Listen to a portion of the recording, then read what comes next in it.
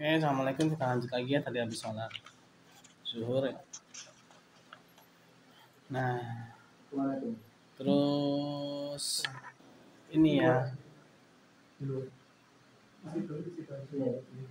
Kenapa sih pilih ini ya? Simpati gitu ya. Kenapa nggak pilih Indosat? Kenapa nggak pilih apa gitu ya? Nah, itu juga harus disebutin di sini ya. Sebab Iya, itu kan alasan, latar belakang itu kan alasan. Jadi yang melatar belakangi kita nulis gitu loh. Nah, memang jadi gini ya. Kadang kita tuh kalau mau bikin apa namanya karya ilmiah ya kayak skripsi ya, terus apalagi jurnal-jurnal ya, itu kita harusnya ya itu memang kita tuh dari awal tuh sudah merasa tertarik ya, karena kita tuh ada ininya, misalnya tuh kayak ada gambaran dari awal tuh udah ada gitu loh. Nah, jadi ketika kita mau apa namanya bikin latar belakang, kita tuh udah nggak bingung lagi ya. Nah, misalkan nih Teguh, kenapa sih Gue kok ambilnya provider simpati? Nah, misalkan Teguh bilang, ini Pak, kayaknya ini saya lihat simpati itu paling sering iklan di TV, misalkan ya. Nah, sering iklannya itu harus ada bukti angka. Nah, terus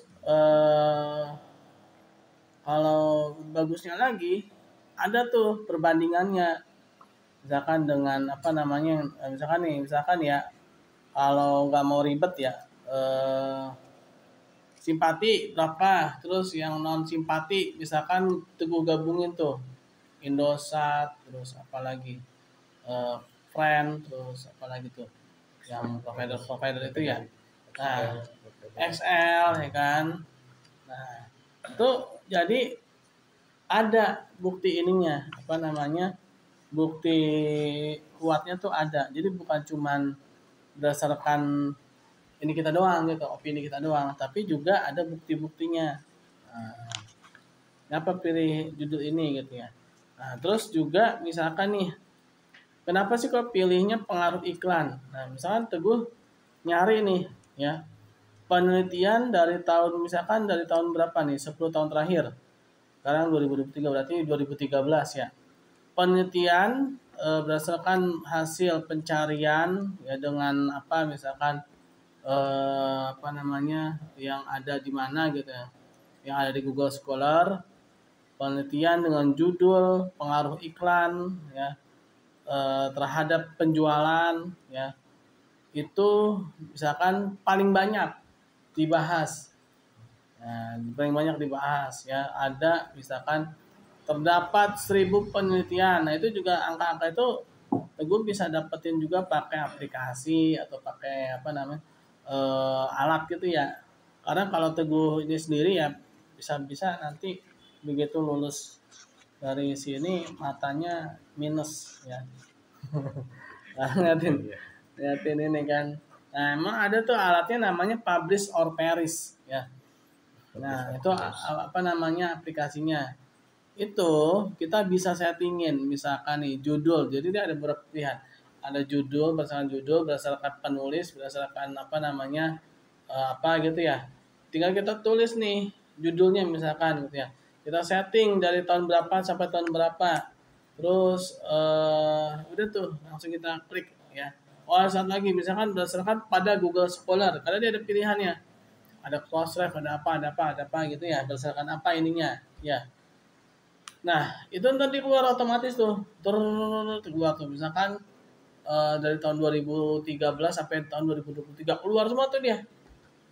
Yang apa namanya yang ada kaitannya dengan tulisan kita ini keluar semua tuh. Penulisnya siapa, ini siapa, ini siapa, ini siapa, keluar tuh. Nah, itu juga memudahkan Teguh ketika membuat penelitian terdahulu.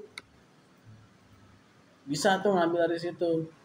Dari jurnal-jurnal tuh keluar itu, misalnya ada orang nulis jurnal tulisannya mirip-mirip sama tulisan kita, keluar dia.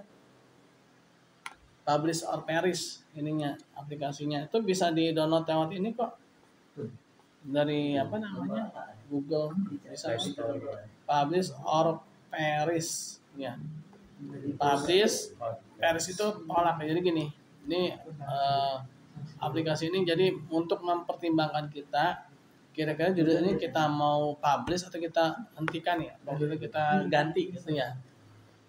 Gitu. Atau mungkin sebaliknya, ternyata judul ini belum ada yang bikin atau mungkin jarang atau mungkin dikit. Nah, itu juga bisa jadi latar belakang ya. Kayak kamu pilih calon aja, calon apa namanya? Calon istri gitu ya.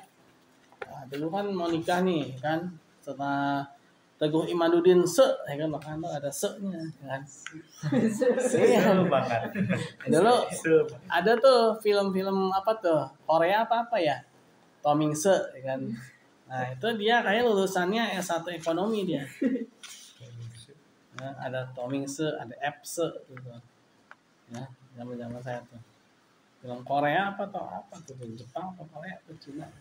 Berarti kalau perbandingan dari simpati ke Excel, Indosa, seterusnya berarti dimasukin ke latar belakang. Iya, itu kan buat alasan kita milih provider.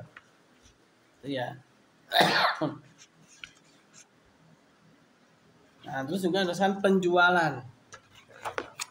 Berdasarkan pada terhadap penjualan. Jangan minat beli pelajar masuk ini nyusahin diri sendiri ini. Ya.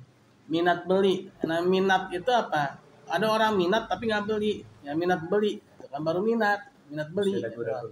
Iya. Nah, itu harus terus juga Teguh harus dapetin datanya. Nggak bisa baru wawancara sekarang. Kalau wawancara sekarang berarti nanti gini loh, kan namanya kuantitatif itu kan X dan Y kan. Yang jadi X-nya ini kan iklan kan. Iklan. Y-nya itu terhadap minat pengaruh iklan. Nah, Y-nya minat beli ya kan. Minat beli. Nah, iklannya misalkan iklannya nih dari tahun berapa nih? Nggak bisa cuma tahun 2023 1 tahun dianalisa. Nggak bisa. Harus dia ada tahun-tahun sebelumnya gitu. Harus ada tahun dari 5 tahun terakhir minimal. Nah, 5 tahun terakhir Teguh pernah nggak wawancarain orang? Pelajar-pelajar wawancarain kan belum pernah. Nah, susah kan? Nah, makanya ambillah penjualan. Nah, jadi penjualan siapa? Penjualan si Telkom. Dia pasti punya data. Dia pernah jualan berapa tahun sekian berapa. Dia pasti punya data itu dari Telkomnya gitu loh. Jangan dari kita yang nyari. Kalau kita yang nyari, pot-potan. Ya. Terus juga udah telat gitu loh. Kita nyari, orang udah lewat tahunnya. Emang punya Doraemon pakai mesin waktu ke tahun 2014 dan ke 2000 berapa tuh 19 gitu kan. 19. Berarti ini harus diganti berarti ya. Terhadap penjualan di terhadap penjualan aja, iya terhadap penjualan aja gitu ya. Ini baru latar belakang ya. Itu latar belakang itu ya. Oleh karena itu, apa nih ya. Nah, kalau ininya saya kurang ini ya. Hipotesis memang masuk bab 1 ya? Oke, benar ya aja. Nah, biasanya kalau habis rumusan masalah itu tujuan. Ini juga ini ya, pada punya buku pedoman kan? Ada ya. Nih. Habis rumusan biasanya tujuan hipotesis ini dia biasanya nyambung nih, satu sama ini nyambung nih. Ya. Nah, rumusan itu ininya pertanyaan ya, bukan pernyataan. Nah,